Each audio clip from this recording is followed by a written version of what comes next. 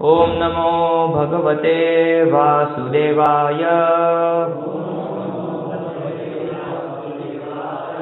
ओम नमो भगवते वासुदेवाय। ओम नमो भगवते वासुदेवाय।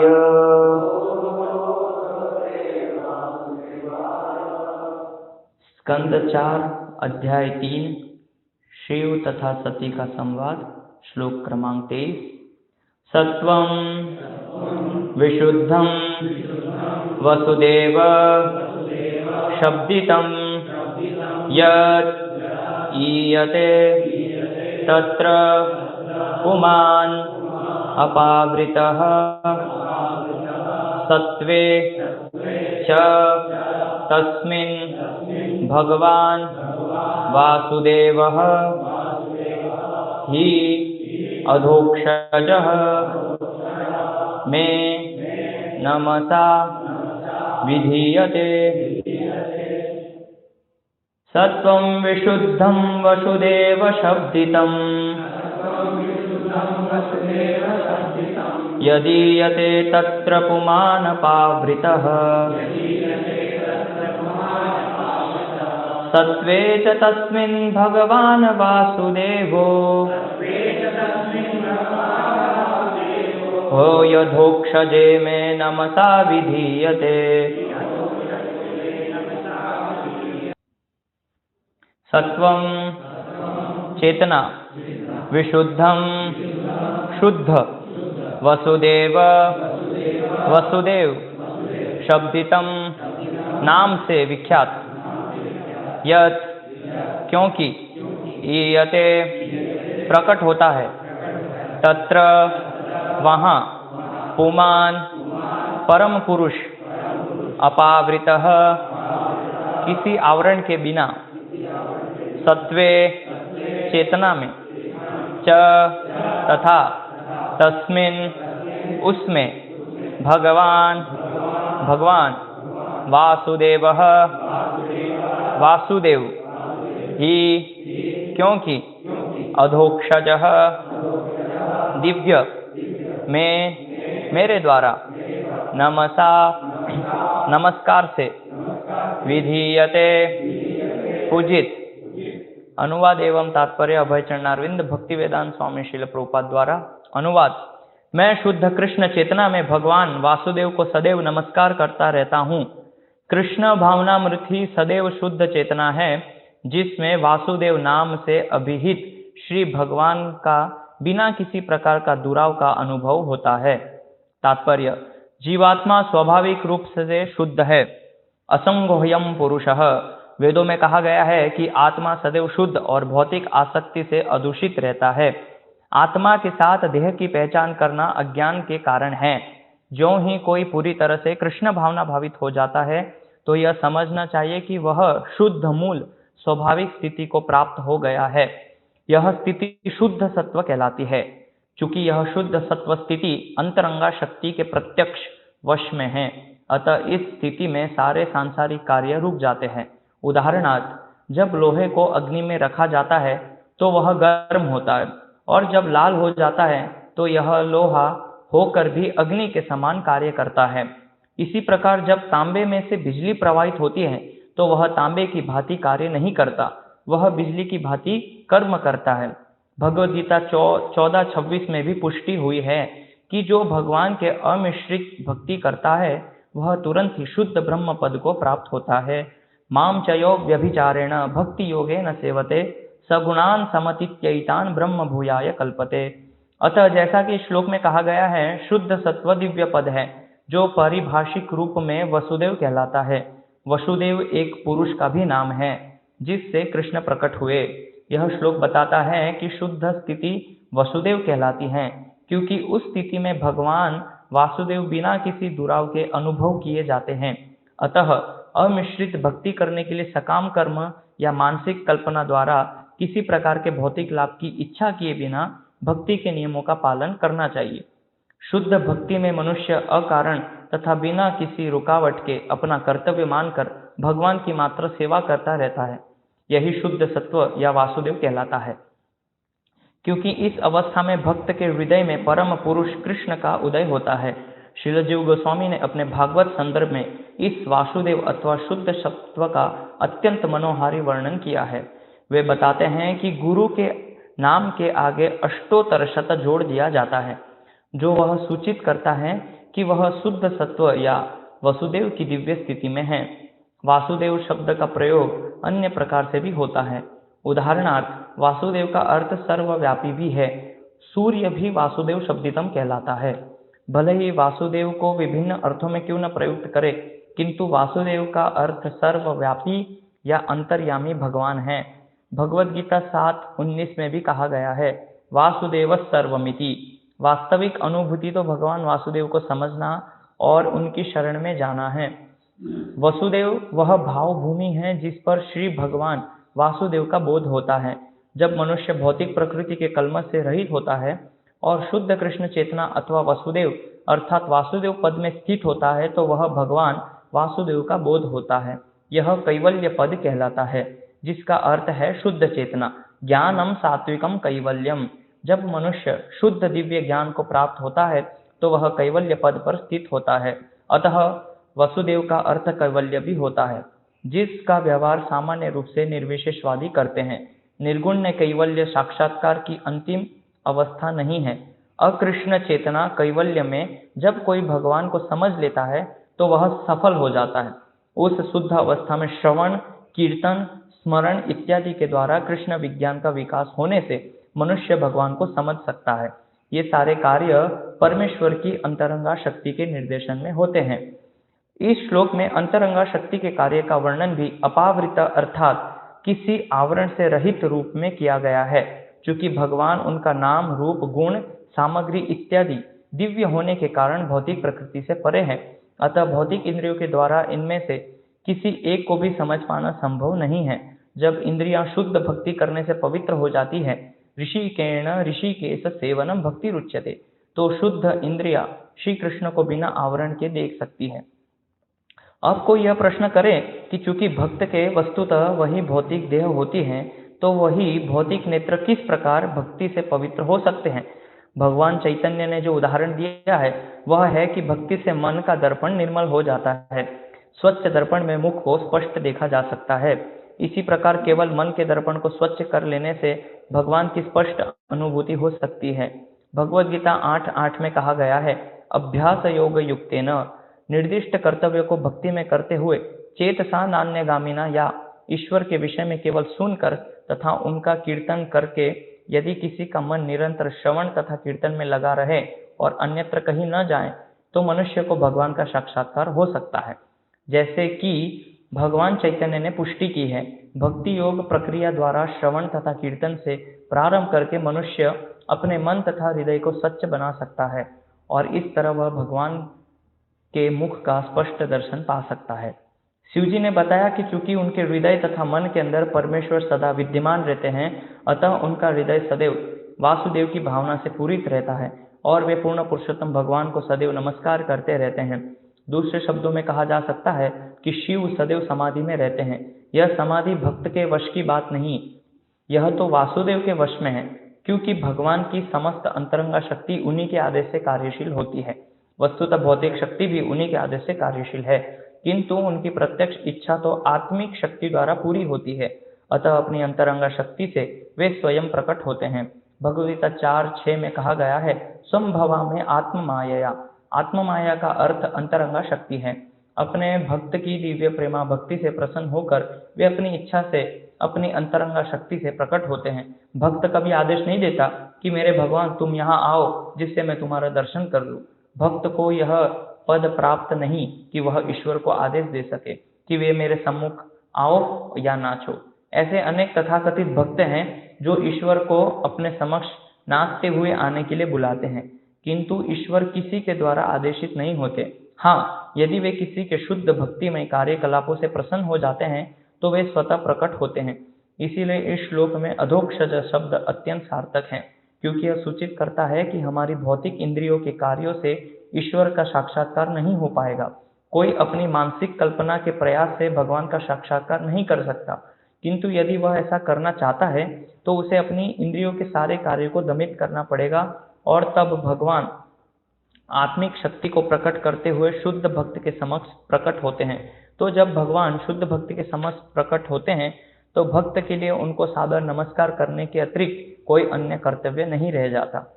परम सत्य अपना रूप भक्त को दिखाते हैं। वे रूपहीन नहीं है, वासुदेव रूपहीन नहीं है, क्योंकि इस श्लोक में कहा गया है जो ही भगवान प्रकट होते हैं भक्त उन्हें नमस्कार करता है। नमस्कार व्यक्ति को किया जाता है, किसी निराकार वस्तु को नहीं। मनुष्य को यह मायावादी व्याख्या स्वीकार नहीं करनी चाहिए कि वासुदेव निर्विशेष या निराकार है। जैसा कि भगवद गीता में कहा गया है, प्रपद्यते, अर्थात मनुष्य समर्पण करता है। समर्पण सदैव व्यक्ति के प्रति किया जाता है, किसी निर्विशेष को नहीं।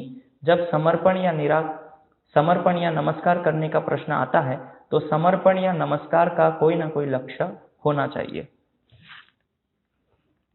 ओम अज्ञानतिमिरन्धस्य ज्ञानाञ्जनशलाकया चक्षुरुन्मीलितं येन तस्मै श्रीगुरवे नमः। श्रीचैतन्यमनोभीष्टं स्थापितं येन भूतले स्वयं रूपः कदा मह्यं ददाति स्वपदान्तिकं। वन्देऽहं श्रीगुरो श्रीयुतः पदकमलं श्रीगुरून् वैष्णवांश्च। श्रीरूपं साग्रजातं सहगण रघुनाथान्वितं तं सजीवं साद्वैतं सावधूतं परिजनसहितं कृष्ण चैतन्यदेवं श्रीराधा कृष्णपादान् सहगण ललिता श्रीविशाखान्वितांश्च। नमो विष्णुपादाय कृष्णपृष्ठाय भूतले श्रीमते भक्तिविकासस्वामिनिति नामिने। नमो विष्णुपादाय कृष्णपृष्ठाय भूतले श्रीमते भक्तिवेदान्तस्वामिनिति नामिने। नमस्ते सारस्वती देवी गौरवाणी प्रचारिणे निर्विशेष शून्यवादी पाश्चात्य देशतारिणे। जय श्री कृष्ण चैतन्य प्रभु नित्यानंद श्री अद्वैत गदाधर श्रीवासादि गौर भक्तवृंद। हरे कृष्णा कृष्णा कृष्णा हरे हरे, हरे राम राम राम हरे हरे, हरे कृष्णा। तो ये जो अध्याय है श्री शिव तथा सती का संवाद, इसके आगे के कुछ श्लोकों में भगवान शिव ने सती को समझाने का प्रयास किया और भी समझा रहे हैं। तो जैसा कि हमें पता है कि किस तरह से दक्ष ने शिव जी का अपमान किया और अभी फिर से सती जो है वहाँ जाना चाहती हैं, लेकिन शिव जी मना कर रहे हैं कि आप वहाँ मत जाइए। और कुछ श्लोकों में वो समझा रहे हैं कि कैसे कि जब कोई स्वजन हमें कटु वचन बोलते हैं तो तीर और भाले से भी ज़्यादा वो पीड़ा देने लायक होते हैं। कि जो स्वजन अगर हमें कटु वचन बोलते हैं तो दिन रात वो हमारे हृदय में चुभते रहते हैं। तो इसीलिए आप मेरे से संबंधित हो, तो चूंकि दक्ष ने मेरा अपमान किया है इसलिए आपका भी वहाँ पे अपमान होगा, तो इसलिए आप वहाँ मत जाइए। इस प्रकार से शिव जी उनको समझा रहे हैं। और फिर शिव जी बता रहे हैं माता सती को कि जैसे पिछले श्लोक में उन्होंने बताया कि किस तरह से नमस्कार स्वागत का पद्धति क्या है, शिष्टाचार क्या होना चाहिए। और फिर वो अभी ये वर्णन कर रहे हैं, आज का ये जो श्लोक है, सत्वम विशुद्धम वसुदेव शब्दितम। वो कहते हैं कि मैं शुद्ध कृष्ण चेतना में भगवान वासुदेव को सदैव नमस्कार करता रहता हूँ। यानी कि शिव जी अपनी स्थिति का वर्णन कर रहे हैं माता सती को कि मैं शुद्ध कृष्ण चेतना में हूँ और कृष्ण चेतना में होने से मैं सदैव भगवान श्री कृष्ण को नमस्कार करता हूँ। तो यहाँ पे ये जो श्रील प्रभुपाद जी ने तात्पर्य दिया है, काफ़ी बड़ा तात्पर्य है। इसमें बहुत सारे अलग अलग पॉइंट श्रील प्रभुपाद जी इस तात्पर्य में लिखते हैं। तो सबसे पहले यहाँ पे जो पहला पॉइंट हम समझेंगे कि शुद्ध कृष्ण चेतना में किस तरह हम आए, तो उसका विधि का भी वर्णन श्रील प्रभुपाद जी इस तात्पर्य में कर रहे हैं। तो जैसे कि इस तात्पर्य में श्रील प्रभुपाद जी बताते हैं कि चैतन्य महाप्रभु ने जो विधि दी है श्रवण कीर्तन स्मरण, उसके द्वारा हम कृष्ण चेतना में आने का प्रयास करते हैं। तो ये जो कृष्ण भावनामृत आंदोलन है जो श्रील प्रभुपाद ने स्थापित किया है, ये वास्तव में लोगों के अंदर कृष्ण चेतना जागृत करने का एक प्रयास है। इसीलिए हम समय समय पे जाते हैं, नगर संकीर्तन करते हैं, हरिनाम कीर्तन करते हैं, ताकि लोगों के अंदर वो कृष्ण चेतना जागृत हो उनके अंदर। तो ये जो कृष्ण चेतना है वो वास्तव में सभी जीवात्मा के अंदर है, सभी के हृदय में कृष्ण चेतना है, बस उसको उदित करने की बात है कि किस तरह हम उसको उदित करें।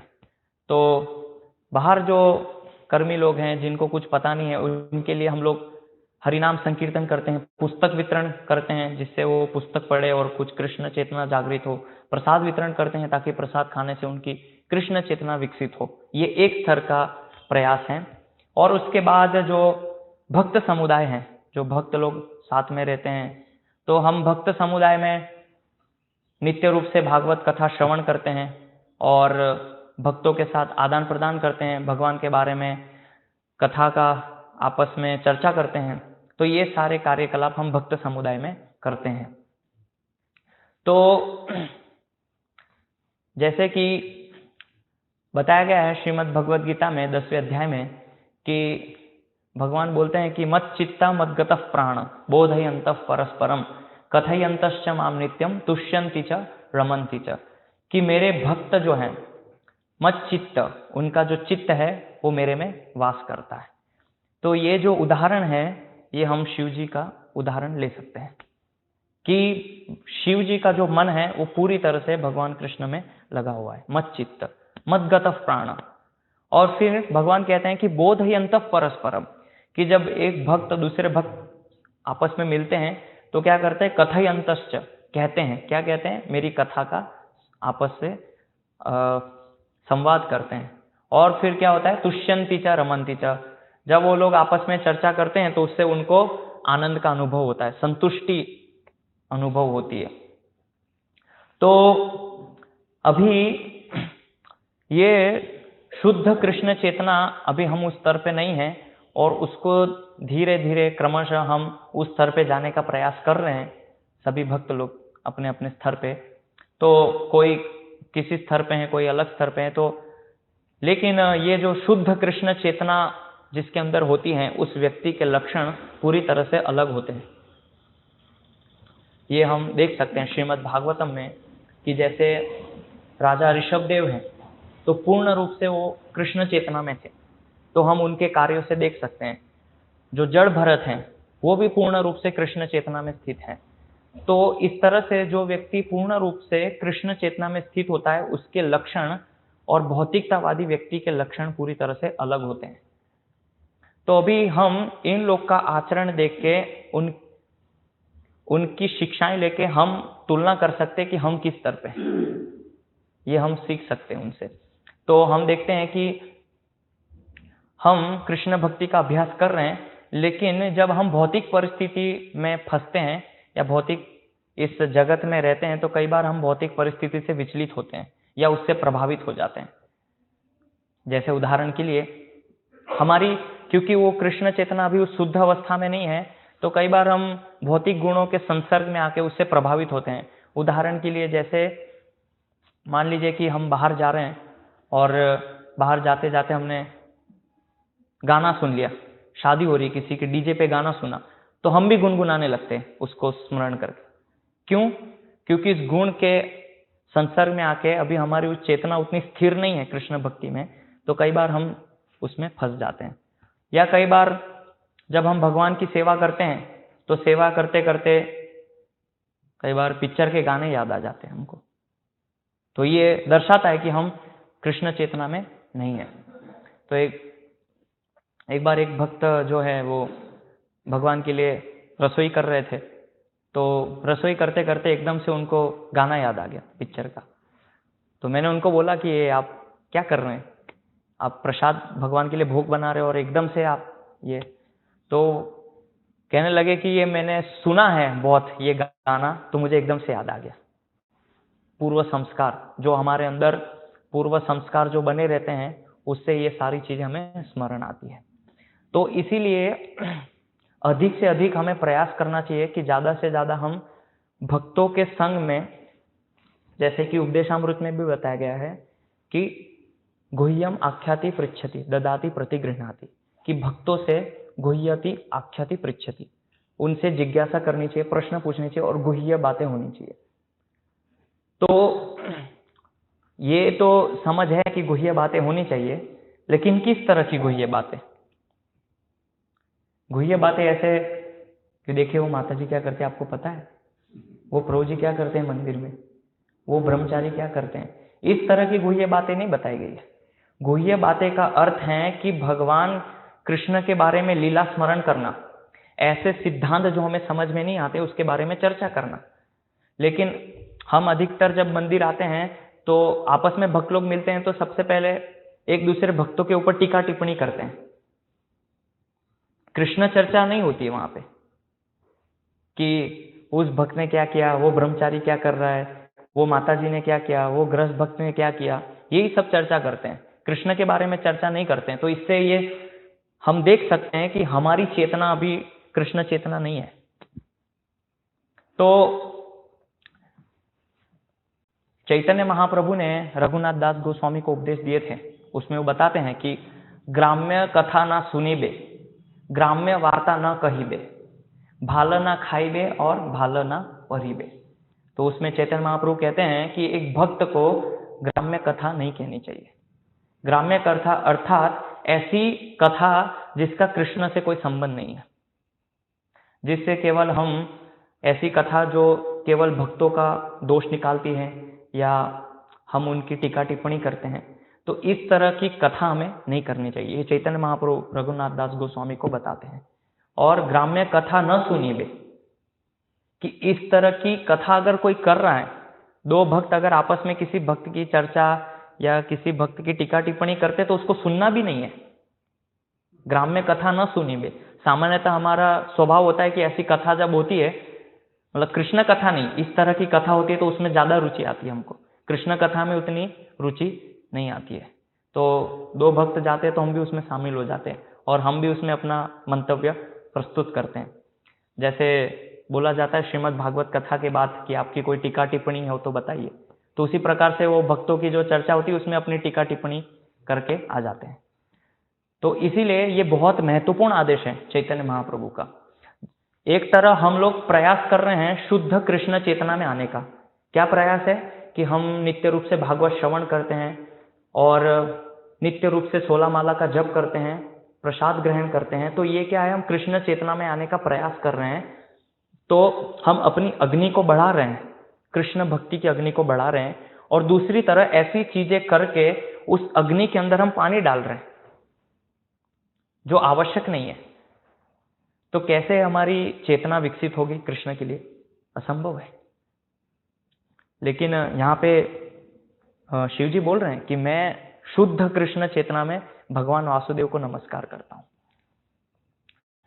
तो इसीलिए अगर हम जो है अपनी कृष्ण चेतना को बढ़ा रहे हैं श्रवण कीर्तन और भागवत सुन के, कथा श्रवण करके, तो उसका पूरे रूप से हमें ध्यान देना चाहिए कि उसमें पानी नहीं डले अग्नि के अंदर। अर्थात कि ये सारी चीजें हमें सावधान रहना है जो चैतन्य महाप्रभु ने बताया। और फिर और भी वर्णन करते हैं चैतन्य महाप्रभु रघुनाथ दास गोस्वामी को कि कौन व्यक्ति कृष्ण को प्राप्त नहीं कर सकता या किसको जो है कृष्ण नहीं मिल सकते। तो कहते हैं कि जीवेर लालसा जय उति उति धाय, शिष्णो द्वार परायण कृष्ण नहीं पाए। तो एक सामान्य इस्कॉन के अंदर एक चेतना है, प्रसाद चेतना, कि आज क्या बनेगा, आज फीस्ट में क्या है, कौन सी सब्जी बनी है, क्या बनेगा। तो पूरी तरह से हमारी जो चेतना है वो क्या है, प्रसाद चेतना, कृष्ण चेतना नहीं है। और ये सामान्यतः आपको सब जगह देखने को मिलेगी। जब भी आपस में भक्त चर्चा करेंगे, ये मिठाई अच्छी नहीं है, उसमें ये मिठाई ठीक नहीं थी, वो प्रसाद सही से नहीं बना, आज पता नहीं प्रसाद में क्या बनेगा। तो कृष्ण चेतना ना होके पूरी प्रसाद चेतना हो जाती है हमारी, अन्नमयी चेतना।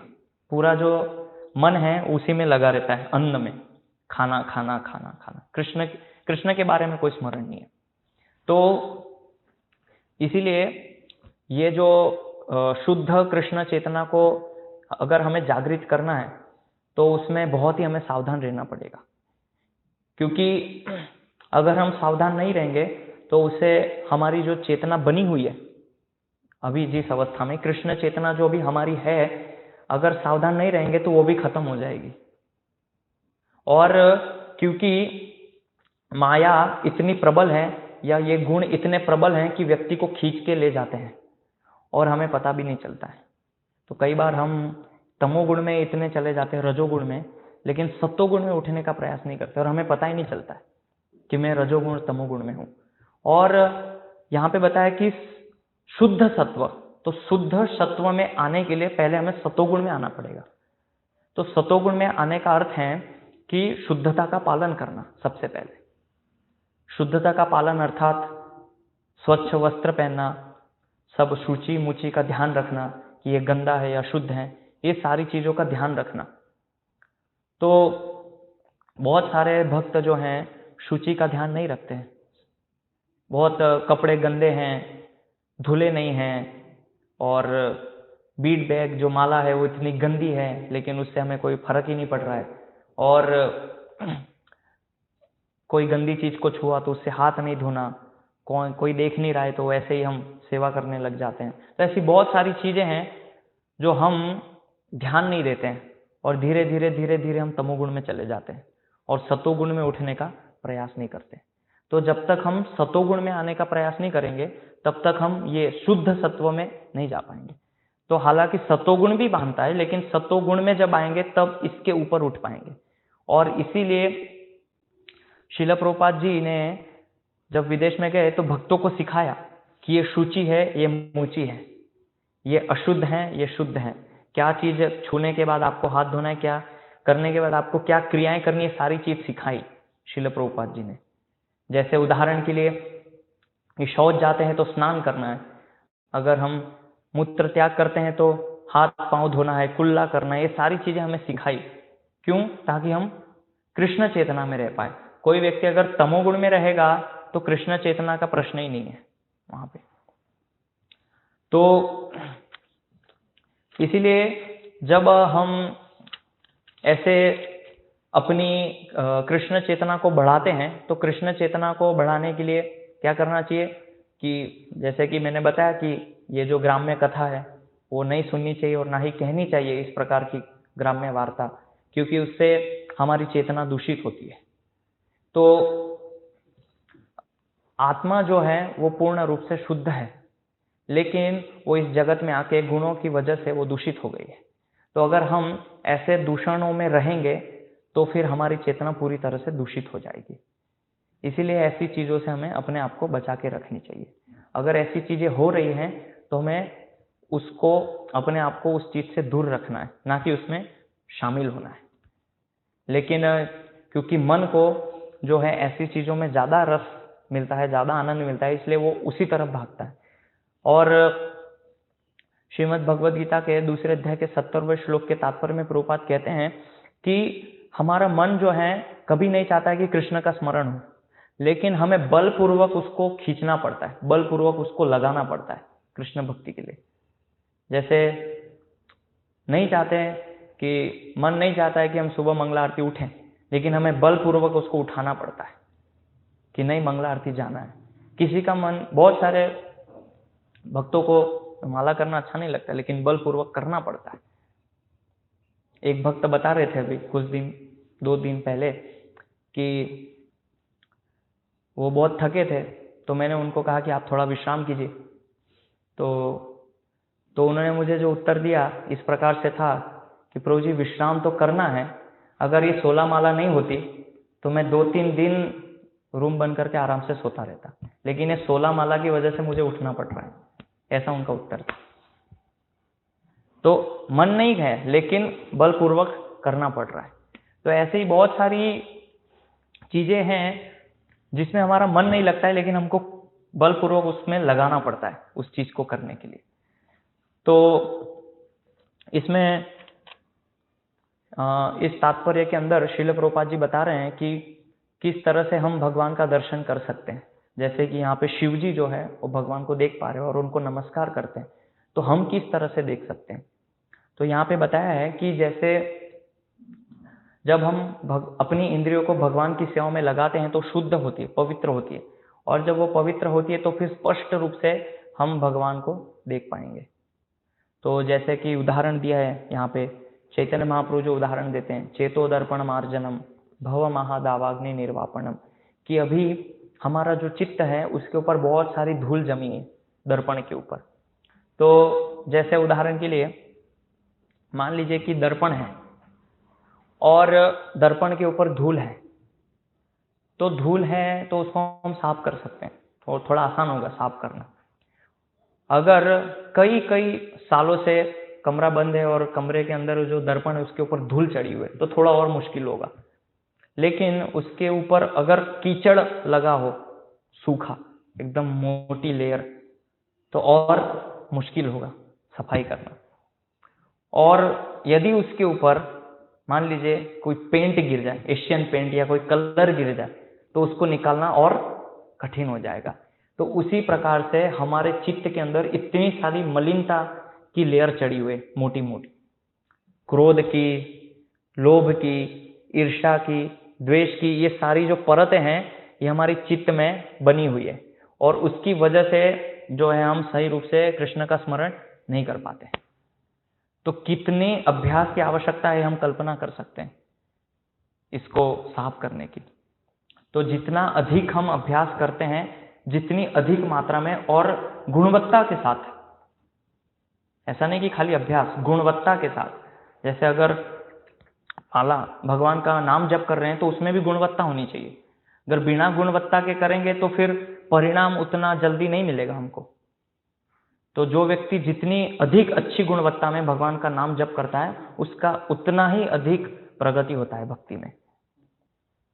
अभी तक हम बहुत सालों से जप कर रहे हैं, कितने समय से जप कर रहे हैं, लेकिन बहुत सारे भक्त हैं जो क्रोध को वश में नहीं कर पाते। क्यों नहीं कर पाते? क्रोध को वश में नहीं कर पाते क्योंकि गुणवत्ता नहीं थी जप में। तो जितनी शुद्ध मात्रा में अच्छी क्वालिटी के साथ हम भगवान का नाम जप करते हैं तो उतना ही धीरे धीरे धीरे जो है हमारा शुद्धिकरण होता है। तो ऐसी बहुत सारे हमारे अंदर जो है गलत गलत आदतें हैं, हैबिट्स हैं जो नहीं जाती है, लेकिन एक स्तर पे आके हमने कुछ गलत आदतें जो है छोड़ दी है।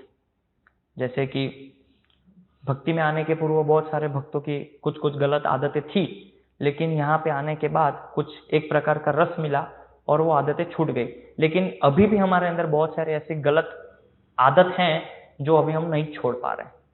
तो इसका अर्थ ये है कि अभी और अधिक गुणवत्ता के साथ भगवान का नाम स्मरण करने की आवश्यकता है। इसलिए यहाँ पे बता रहे हैं श्रील प्रभुपाद जी तात्पर्य में कि ऋषिकेण ऋषिकेश सेवनम भक्ति रुच्यते, कि जब हमारी इंद्रियां ऋषिकेश यानी भगवान की सेवा में लगाते हैं तो ये शुद्ध होती हैं और इस तरह से हमारा जब पूरा शरीर है वो शुद्ध होता है। और उस अवस्था में जब हम भगवान का स्मरण या भगवान की सेवा करते हैं तो हमारे लिए आसान होता है भगवान का स्मरण करना, ये और भी आसान हो जाता है। तो उसमें सबसे महत्वपूर्ण है चेतना, किस चेतना में हम क्या कार्य कर रहे हैं। तो सेवा कर रहे हैं लेकिन वो सेवा किस चेतना में कर रहे हैं, उसके पीछे मनोभाव क्या है, हेतु क्या है। तो ऐसा नहीं है कि भगवान जो है रिवील नहीं करेंगे, भगवान प्रकाशित होंगे। तो यहाँ पे बताया कि वो सारा जो कार्य है भगवान की अंतरंगा शक्ति की अध्यक्षता में होता है। जैसे भगवान का नाम, रूप, गुण, लीला है, ये सारे कार्य भगवान की अंतरंगा शक्ति के अंतर्गत होता है। तो अगर भगवान चाहेंगे तो अंतरंगा शक्ति के आदेश पे वो उनको आदेश देंगे तो भगवान प्रकट होंगे, लेकिन उसके लिए हमारी इच्छा और मनोभाव और हेतु सही होना चाहिए। सेवा या जो भी हम कार्य करते हैं उसके पीछे इच्छा सही होनी चाहिए। क्योंकि कई बार हम देखते हैं कि भक्त लोग जो हैं सेवा करते हैं लेकिन सेवा करने के पीछे हेतु कुछ और होता है। हेतु नहीं होता है कि भगवान की प्रसन्नता या भगवान की संतुष्टि। जैसे मान लीजिए अगर कोई भक्त कुकिंग कर रहे हैं या कुछ भगवान के लिए भोग बना रहे हैं तो हेतु या इच्छा हो सकती है कि आज मैं इतना अच्छा व्यंजन बनाऊंगा कि बस मेरी तारीफ हो जाए, आज मैं दिखा दूंगा कि मेरी कला क्या है, इतना अच्छा बनाऊंगा, इतना अच्छा बनाऊंगा कि प्रभु जी बोलने चाहिए वाह क्या सब्जी बनाई आपने, क्या कुकिंग की है भगवान की। तो हेतु क्या है, अलग हो गया, इच्छा अलग हो गई। लेकिन उसी तरह अगर हमारा हेतु और इच्छा है कि नहीं मैं पूरा सामर्थ्य और शक्ति लगाऊंगा कि ये भगवान को प्रसन्न करे या इससे भगवान की संतुष्टि हो, तो ये क्या हो गया, हेतु सही हो गया। अगर ये हेतु और इच्छा सही है तो फिर भगवान वो कृपा हमारे तक पहुंचाएंगे, अगर नहीं है तो फिर वो कृपा को आवृत कर लेंगे, वो नहीं मिलेगी हमको भगवान की कृपा। इसीलिए ऐसे कोई भी कार्य आप ले लीजिए, हर एक कार्य में इस तरह से मनोभाव हो सकता है हमारा। तो इसीलिए जो है यहाँ पे बताया है कि भगवान का साक्षात्कार करने के लिए या भगवान को अनुभव करने के लिए हमें मन के अंदर पूर्ण रूप से हमारे अंदर ऐसा अभ्यास या प्रयास करना चाहिए कि जिससे हर एक कार्य करते समय हम कृष्ण का स्मरण करें। हर एक कार्य को हम कृष्ण से जोड़ सकते हैं। तो चैतन्य चरितामृत में वर्णन आता है कि अगर महत कृपा बिना कोनो कर्मे भक्ति नाय, कृष्ण भक्ति दूर रहे संसार नाहि क्षय। कि कोई भी कार्य अगर हम किसी वैष्णव या जो गुरु हैं उनकी सानिध्य के बिना करते हैं, चाहे वो 16 माला हो या कुछ भी अध्ययन हो, तो क्या है, सामान्य कर्म है। लेकिन वही कार्य अगर हम किसी वैष्णव या गुरु के सानिध्य में उनकी अध्यक्षता में करते हैं तो वो कार्य क्या है, भक्ति हो जाती है। तो उसी प्रकार से हर एक कार्य को हम कृष्ण भक्ति से जोड़ सकते हैं, लेकिन किसी वैष्णव या गुरु के अध्यक्षता में। अगर उनकी अध्यक्षता के बिना, उनके निर्देशन गाइडेंस के बिना करेंगे तो वो भक्ति भी सामान्य कर्म हो सकती है। तो इसीलिए भौतिक दृष्टि से हमें देखने में लग सकता है कि ये तो भौतिक कार्य है, ये जो कार्य मैं कर रहा हूं ये तो भौतिक है। लेकिन उस भौतिक कार्य को एक वैष्णव जो परिपक्व है, जो पूर्ण रूप से कृष्ण चेतना में स्थित है, उनके निर्देशन में जब वो कार्य करते हैं तो फिर वो भौतिक नहीं रहता है, वो फिर भौतिक नहीं है, वो फिर आध्यात्मिक हो जाता है। लेकिन अगर हम सोचें अपने स्तर से कि ये तो भक्ति है, इस कार्य को मैं करूंगा, तो फिर वो हमारी अपरिपक्व अवस्था है।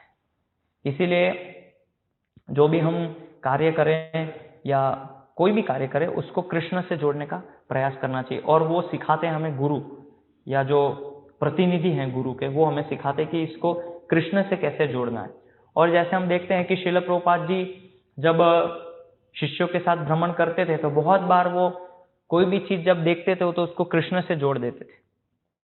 ऐसे बहुत सारे प्रभुपाद के उदाहरण हैं कि जब कोई चीज देखी तो तुरंत उसको कृष्ण से संबंधित कर देते थे। तो ऐसे अगर हम कोई भी चीज इस जगत में देख रहे हैं तो तुरंत हमें इतना प्रैक्टिस और अभ्यास होना चाहिए, अपने आप करना है कि कोई भी चीज देखे तो तुरंत उसको शास्त्र से या शास्त्र के जो वचन हैं उससे संबंध में जोड़ लेना चाहिए।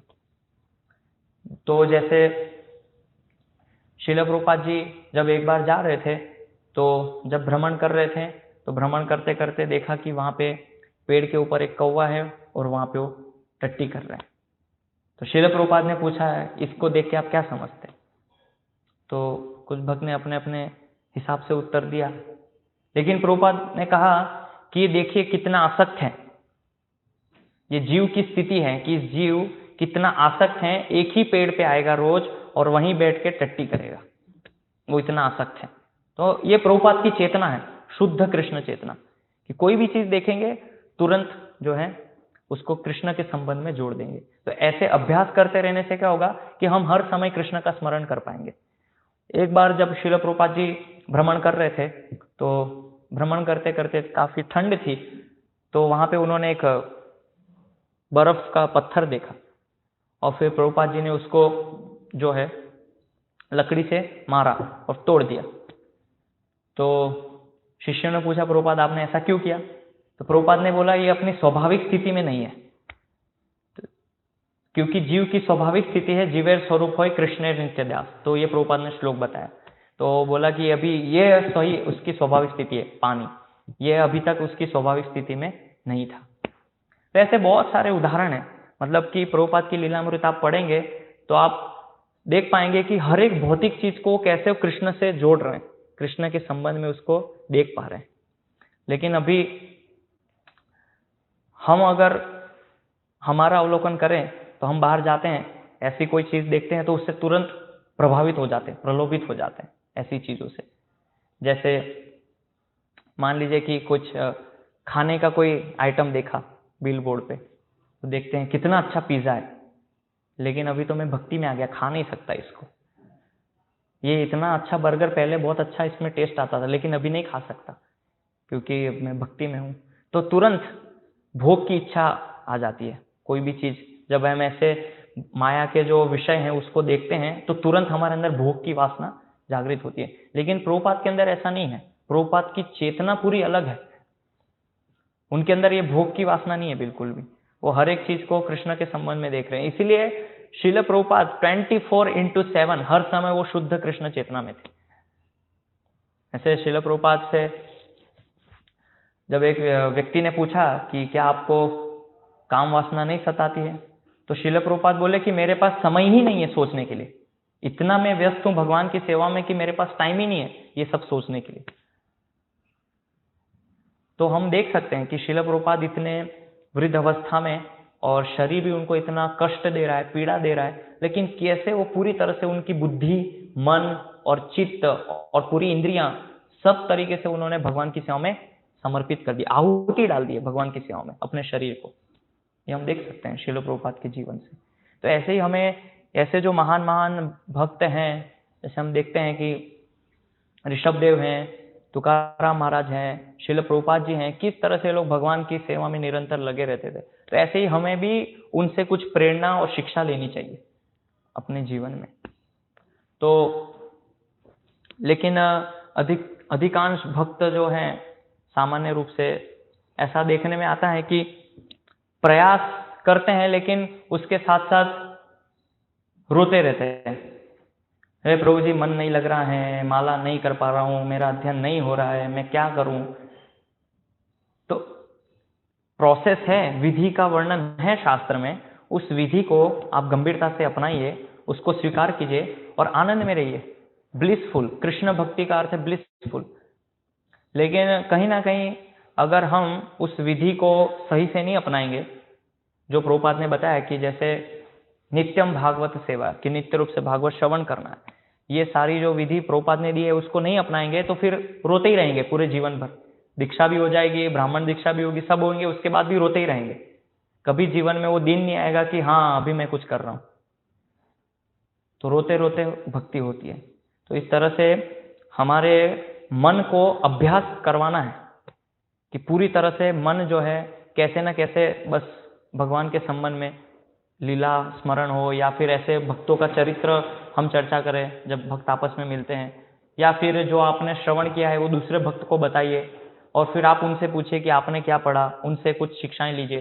तो इस तरह से हम चाहें तो कर सकते हैं, लेकिन सामान्यतः भक्तों की ऐसी इच्छा नहीं होती, चाहते नहीं है। इसलिए बहुत सारे गृहस्थ भक्त अगर चाहें तो आपस में मिलके ऐसा वातावरण निर्मित कर सकते हैं कि पूर्ण रूप से वो कृष्ण चेतना में रहे।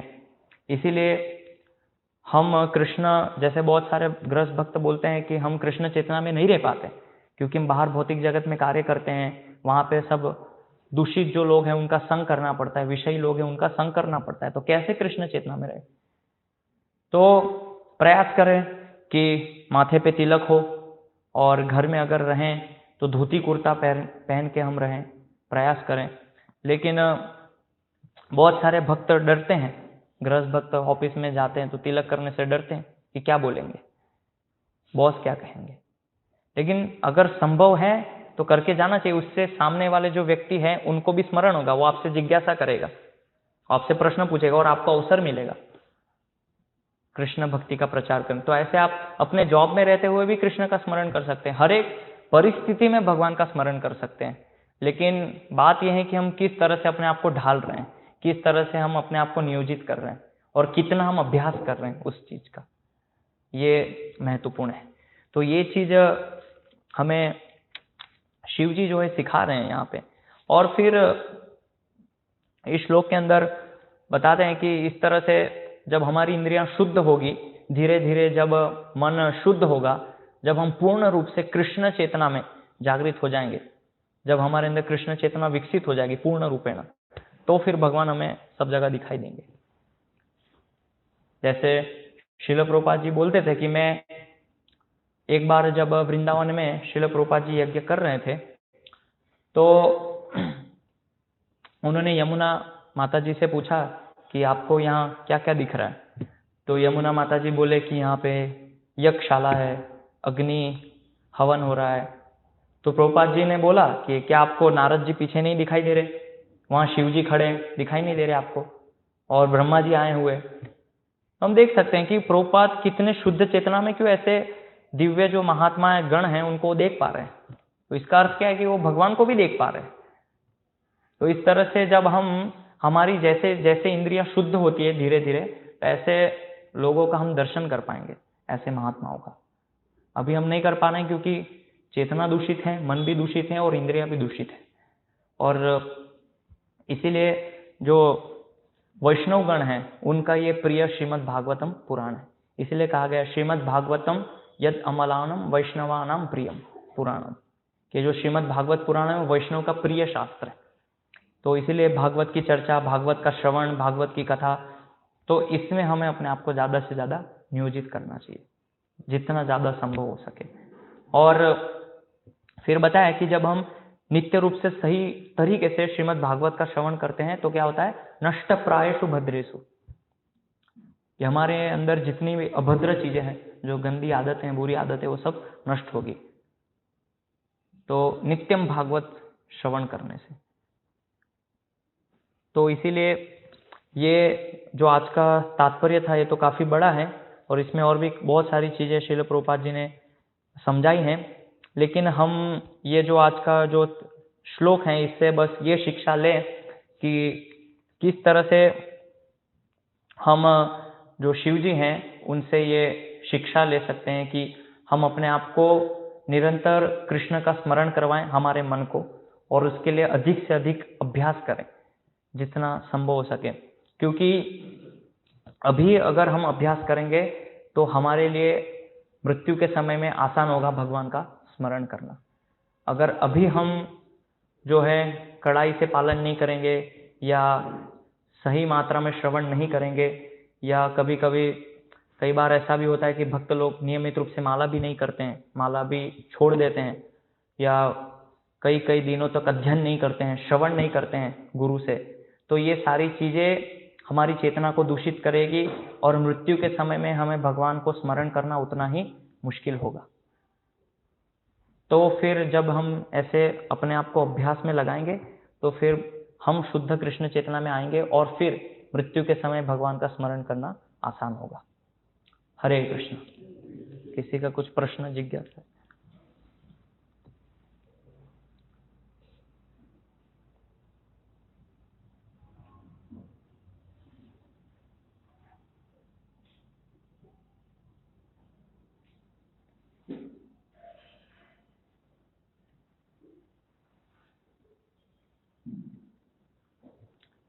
श्रीमद् भागवतम की जय, श्रील प्रभुपाद की जय, निताय गौर प्रेमानंदे।